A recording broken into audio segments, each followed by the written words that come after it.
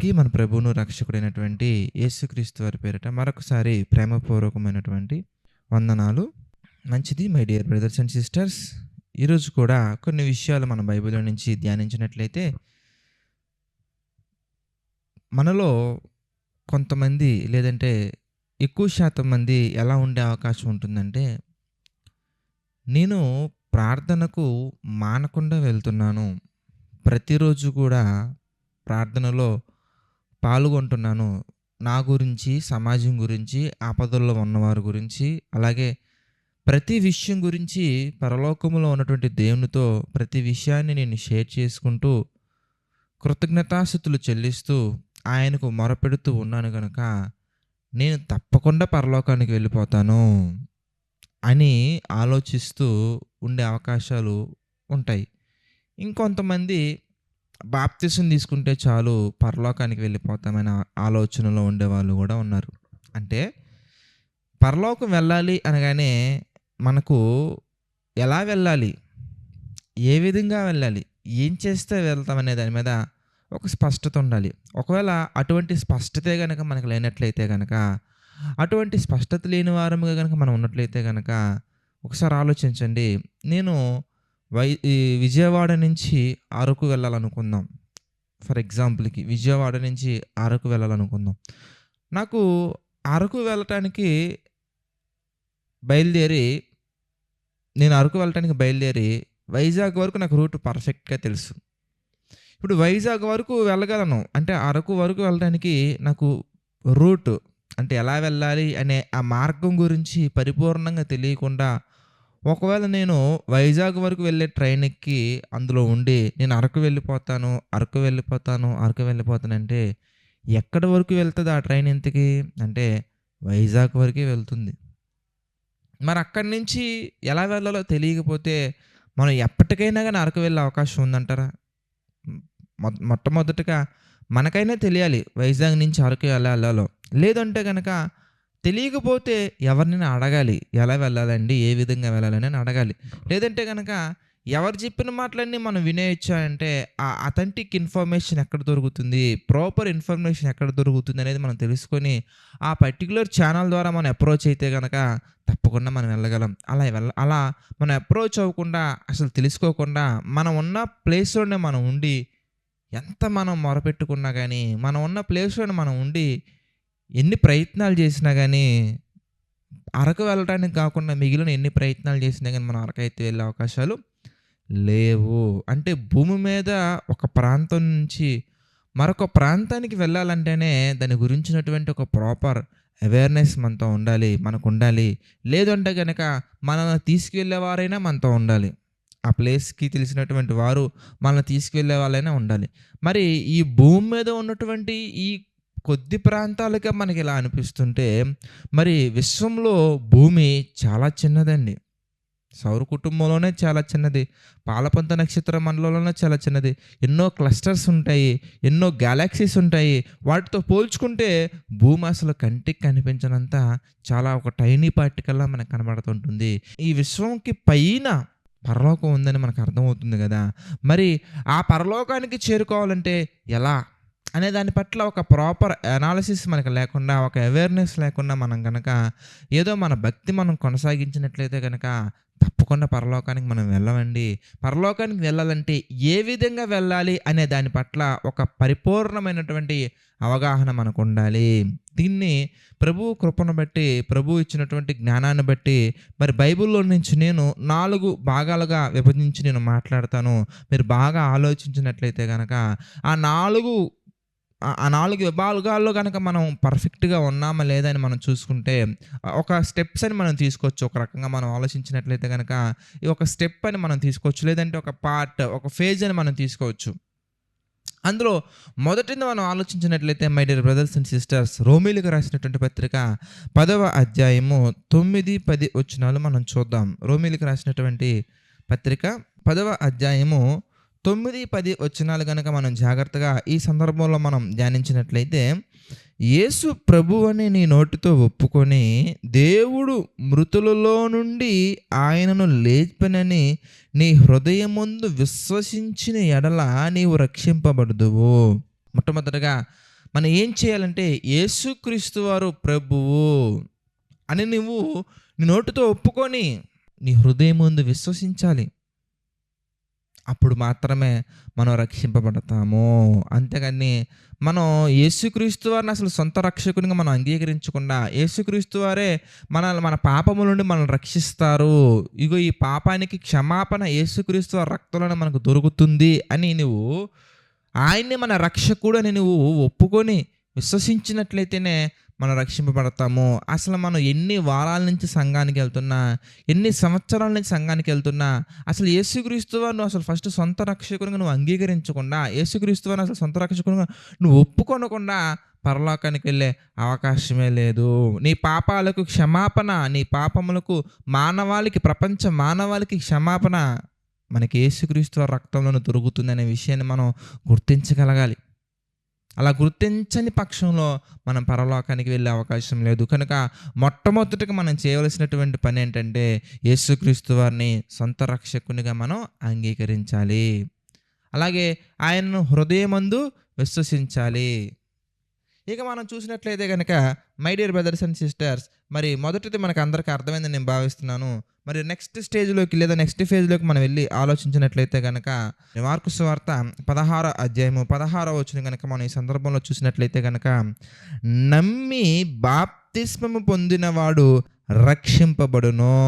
చూసారా, నమ్మని వానికి శిక్ష విధింపబడును. మనం పరలోకానికి వెళ్ళాలంటే, రక్షణ మనం పొందాలంటే కనుక ఏం చేయాలి అంటే బాప్తిస్మము కూడా మనం తీసుకోవాలి. యేసుక్రీస్తు వారిని సొంత రక్షకునిగా అంగీకరించి హృదయమందు విశ్వసించినంత మాత్రం పరలోకాన్ని వెళ్ళిపోవండి. ఎందుకంటే నెక్స్ట్ స్టెప్, నెక్స్ట్ ఫేజ్ మనకు మరొకటి కనబడుతుంది. ఏంటంటే మళ్ళీ చూద్దాం, మార్కు సువార్త 16వ వచనం మనం చూస్తే, నమ్మి బాప్తిస్మము పొందినవాడు రక్షింపబడును. అంటే బాప్తిస్మము కూడా మనం తీసుకోవాలి. చాలామంది ఇక్కడ వరకు వచ్చి ఆగిపోతారండి. ఎక్కువ శాతం మంది, నేను బాప్తిస్మం పొందాను కాబట్టి పరలోకానికి వెళ్ళిపోతాను, నేను బాప్తిస్మం పొందాను కాబట్టి పరలోకానికి ఖచ్చితంగా వెళ్ళిపోతాను. కరెక్టే, ఈ స్టెప్ వరకు నువ్వు ఆలోచించినట్లయితే, ఈ ఫేజ్ వరకు నువ్వు ఆలోచించినట్లయితే కరెక్టే. కానీ తర్వాతవి అంటే అరకు చేరుకోవాలంటే వైజాగ్ కూడా వెళ్ళాలి కదా. వైజాగ్ వెళ్ళకుండా అరకు ఎలా వెళ్తాం? అంటే వైజాగ్ కూడా చేరుకోవాలి. వైజాగ్ చేరుకుంటేనే అరకు వెళ్తాం. దాని అర్థం వైజాగ్ చేరుకున్నంత మాత్రాన అరకు వెళ్ళిపోయామని కాదు. వైజాగ్ చేరుకుంటేనే అరకు వెళ్తాం, అంతేగాని వైజాగ్ చేరుకున్నంత మాత్రాన అరకు వెళ్ళిపోయామని కాదు. అదేవిధంగా బాప్తిస్మం తీసుకుంటేనే రక్షింపబడతాం. దాని అర్థం బాప్తిస్మం తీసుకున్నంత మాత్రాన మనం రక్షింపబడ్డామని కాదు. బాప్తిస్మం తీసుకున్నాము రక్షింపబడటానికి. ఆ తర్వాత మనం ఏం చేయాలి ఇంతకీ మనం ఆలోచించినట్లయితే, మరి మన జీవితం, మన ఆత్మీయ జీవితాన్ని మనం కట్టుకుంటూ ముందుకు తీసుకెళ్ళగలగాలి. ఎలా తీసుకెళ్ళాలి ఇంతకీ అనగానే చాలా సందర్భాలు మనకి బైబిల్లో మనకు కనబడుతూ ఉంటాయండి. అవి మనం చూస్తే మనకి తెలిసినటువంటివి చాలా సందర్భాలు నేను మీకు వివరించాను. అపోస్తుల బోధ యందును, సహవాసమందును, రొట్టె విరుచుట యందును, ప్రార్థన చేయటి యందును, వీటి యందు మనం ఎడతెగక ఉండాలి. ఎడతెగక ఉండాలి. అదే అంత మాత్రమే కాకుండా రోమీయులకు రాసిన పత్రిక 10వ అధ్యాయం 13వ వచనం మనం చూస్తే, ఎందుకనగా ప్రభు నామమును బట్టి ప్రార్థన చేయువాడెవడో వాడు రక్షింపబడును. అంటే మనలో ఇంకొకటి కూడా ఉండాలి. ఏంటంటే నిరంతరము ప్రార్థన మన జీవితంలో ఉండాలి. ప్రార్థన మన జీవితంలో తప్పకుండా ఉండాలి. బాప్తిస్మం తీసుకొని మనకి ఇష్టం వచ్చినట్టు జీవించటం కాదు. దేవునితో సహవాసం మనం ఎప్పుడు ఉంచుకోగలగాలి. మన జీవితంలో మంచి జరిగిన, చెడు జరిగిన కృతజ్ఞతాస్తుతులు చెల్లించు, మనలో ఉన్నటువంటి పాపాలను మనం ఇంకా ఏవైనా కానీ అవిధేయతలు మనం చేస్తున్నట్లయితే కనుక వాటి నిమిత్తం ఒప్పుకోలు చేసుకుంటూ, దేవునితో సమాధాన పడుతూ, మన ఆత్మీయ జీవితాన్ని కట్టుకుంటూ. ఏమంటే భార్యాభర్తల మధ్య గొడవ జరిగిందనుకోండి, భర్త కానీ భార్య కానీ ఇద్దరిలో ఎవరో ఒకరు సమాధాన పడే ప్రయత్నం చేస్తారు. సమాధాన పడే ప్రయత్నం చేయకపోతే మరి ఆ జీవితం అనేది పీస్ఫుల్గా ఎండ్ అవ్వదు. కనుక దేవునికి విరుద్ధంగా మనం పాపం చేసి శత్రుత్వాన్ని మనం ఒకవేళ పెంచుకున్నట్లయితే కనుక, పెంచుకునే వారముగా ఇంకా మనలో ఏవో అవిధేయతలు ఉంటే కనుక మనం దేవుని యొక్క సన్నిధిలో సమాధాన పడాలి.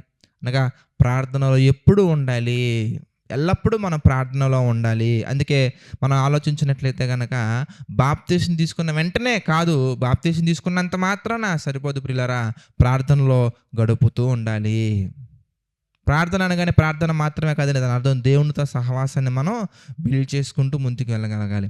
ఇక మనం ఆలోచించినట్లయితే కనుక చివరిగా మనం చూసినట్లయితే మత్తయి సువార్త 24వ అధ్యాయము 13వ వచనాన్ని మనం చూద్దాం ప్రియులారా. మత్తయి సువార్త 24వ అధ్యాయము 13వ వచనం మనం చూస్తే, అంతము వరకు సహించిన వాడెవడో వాడే రక్షింపబడును. అంటే మరి ఈ ఆత్మీయ జీవితంలో, ఈ విశ్వాస యాత్రలో ఎన్నో రకాల అలలు వస్తూ ఉంటాయి. అది బంధువుల దగ్గర నుంచి కావచ్చు, శత్రువుల దగ్గర నుంచి కావచ్చు, స్వజనుల దగ్గర నుంచి కావచ్చు, ఏ విధముగానైనా కానీ అనేక రకాలుగా, అనేక విధాలుగా మనకి ఎన్నో ప్రాబ్లమ్స్ అనేవి వస్తూ ఉంటాయి, ఎన్నో కష్టాలు వస్తూ ఉంటాయి, ఎన్నో నష్టాలు వస్తూ ఉంటాయి, ఆపత్తులు వస్తూ ఉంటాయి, సంతోషకరమైనటువంటి సన్నివేశాలు మన జీవితంలో జరుగుతూ ఉంటాయి. ప్రతి ఒక్కటి మనం ఏం చేయాలంటే సహించగలగాలి. మనం మంచి చేస్తున్నాం కానీ ఎదుటివారికి నచ్చట్లేదు, వారు మనల్ని అవసరమైతే వారు చంపటానికైనా సిద్ధపడుతూ ఉంటారు. దేనికి? ప్రేమ చూపించినందుకు. దేనికి? పాపాన్ని పోగొట్టుకోమని చెప్పినందుకు. ఎందుకు? పరిశుద్ధంగా బ్రతుకుతున్నందుకు. మంచి చేస్తున్నాం, మేలే చేస్తున్నాం, అయితే కీడు మన దగ్గరికి వచ్చే అవకాశాలు ఉంటాయి. అయితే అవి కీడు ఎన్నటికీ కాదు, దేవుని దగ్గరికి చేర్చేవి కానీ కీడు ఎన్నటికీ కాదు. కనుక ప్రియులారా, మనం ఆలోచించినట్లయితే కనుక అంతము వరకు సహించాలి, చివరి వరకు మనం సహించగలగాలి, చివరి వరకు మనం నిలబడగలగాలి. ఇలా ఈ 4 ఫేజెస్లో కూడా మనం నిలబడినట్లయితే, ఈ 4 ఫేజెస్లో కూడా ఏది మిస్ అవ్వకుండా మనం చేసినట్లయితే కనుక తప్పకుండా సుందరమైనటువంటి, బహుసుందరమైనటువంటి ఆ పరలోకం సుందరంగా ఉందా లేదా అనే దానికోసం మనం పరలోకం వెళ్ళట్లేదులే, కానీ మనం ఇప్పటి వరకు దేవుణ్ణి చూడలేదు కదా.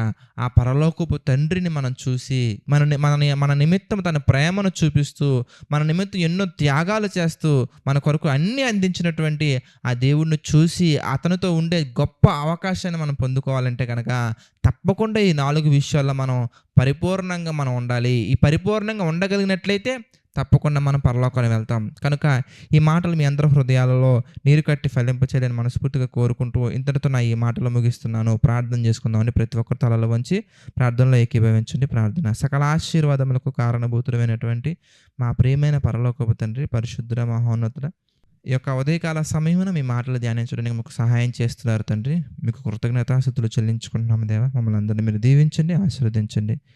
ప్రభు, ఆర్థిక, ఆరోగ్య, మానసిక సమస్యలలో కృంగిన ప్రతి ఒక్కరిని మీరు జ్ఞాపకం చేసుకుని తండ్రి, ప్రతి ఒక్కరికి మీ కృప తోడుగా ఉంచి నడిపించండి, సహాయం చేయండి. ప్రతి ఒక్కరిని మా తండ్రి బలపరచండి, ఆశీర్వదించండి దేవా. ఎవరికి ఎలాంటి అవసరతలు అయితే ఉన్నాయో మా తండ్రి, ప్రతి అవసరతను మీ చిత్త ప్రకారంగా తీర్చండి. కృంగిన ప్రతి ఒక్కరి హృదయాన్ని మీ చిత్త ప్రకారంగా లేవనెత్తండి, బలపరచండి తండ్రి. మీ నామానికి మహిమకరంగా అనేక మందికి మాదిరిగా ప్రతి ఒక్కరూ జీవించినట్లుగా మీ కృప చూపించండి తండ్రి.